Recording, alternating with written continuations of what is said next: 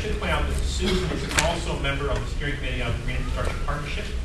And have you and Sam figured out how you can tag team? Yes, we have. Oh, yeah. good.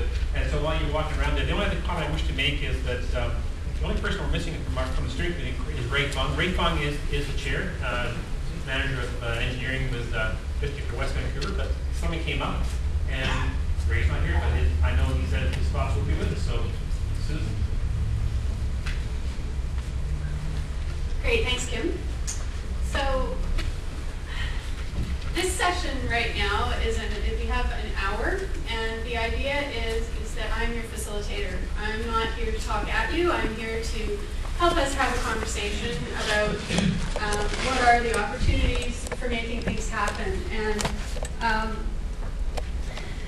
this is the problem. The problem is we always have great plans, and sometimes they don't make it all the way to realization. Or after the fact, we learn things about ways we could have done things better. And so the purpose of this session is to talk about how we can get in better alignment, how we can get more voices to the table to realize a better plan from the outset, and how do we get people working together on things.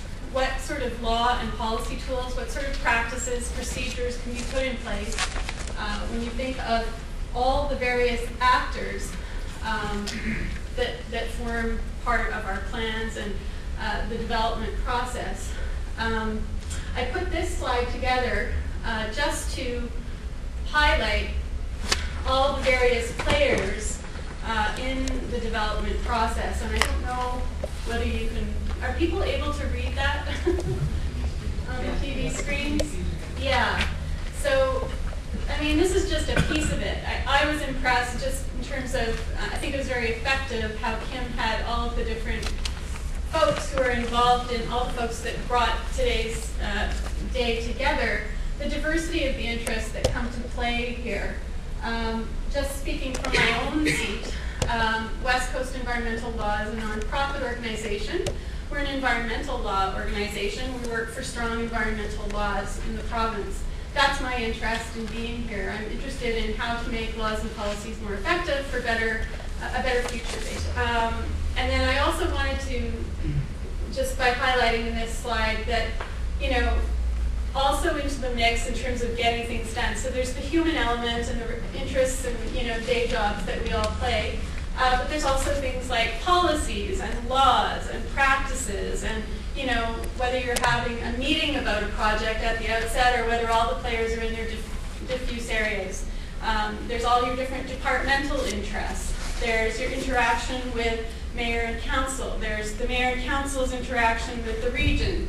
So, and then there's the province. So, and then there's technology and tools like the water balance model. So, and then there's the homeowner, and then parents and kids. So there's just, it's a huge mix. I'm probably stating the obvious, but I think it's important to sometimes reflect on this and just think about how we all work together and how we can all work together more effectively. So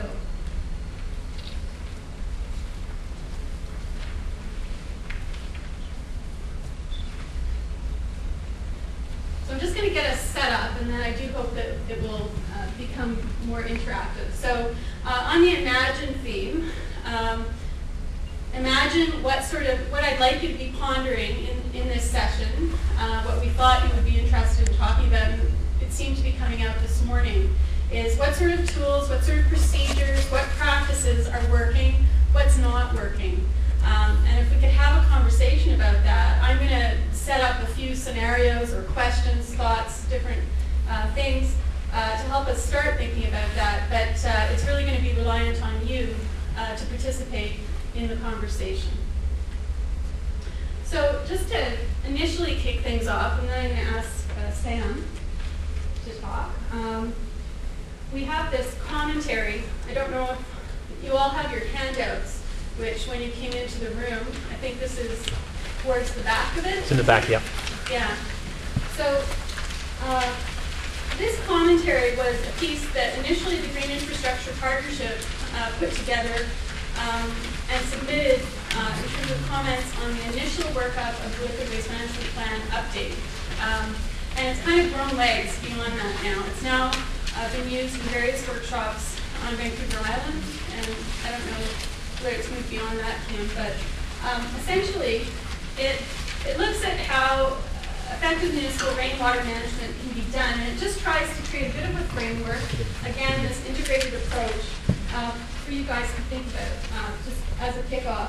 So some of the things that it initially talks about on page 1 here are some of the strategies. So things like initially identifying what natural green infrastructure you have, what green space and so forth that performs multiple services, which Richard has alluded to. This whole concept of ecosystem services is incredibly important. What green space are we originally going to protect? How are we going to contain urban areas? This problem of urban encroachment and loss of corridors and so forth. What sort of green infrastructure technologies can we incorporate and retrofit? What technologies, such as the water balance model, can we use in terms of the planning process? What bylaws and policies? The whole interplay of once you've got the plan into place, what performance monitoring are you doing in terms of figuring out whether it's actually working so that you can improve the next go-round? And then critically important as well is budgeting. And then I would add to that list, it's not there, but it's this human factor, communicating with one another in terms of your goals and so on. In planning this session, at the Green Infrastructure Partnership Steering Committee, we started talking about emphasizing different responsibilities. And something that we've developed as a bit of a decision support tool is a matrix of thinking about, okay, you've got different goals, and then there's all the different players or parties that come into play. So your regional players, your provincial players, municipal staff, and then there's all the private actors. And then all the different tools that come into play from there. So laws, bylaws, policies, procedures, all the various incentives that are available using tools under the Local Government Act and Community Charter, penalties, security, which was mentioned this morning, and then having the budget to actually do stuff. So if you could just sort of keep these in mind as we're proceeding, that would be really helpful. So Sam, I was hoping that at this point you might be able to speak to talk about what you were going to talk about this morning. I think it'll be a good kickoff in terms of thinking about the interplay between different players and how you get things done.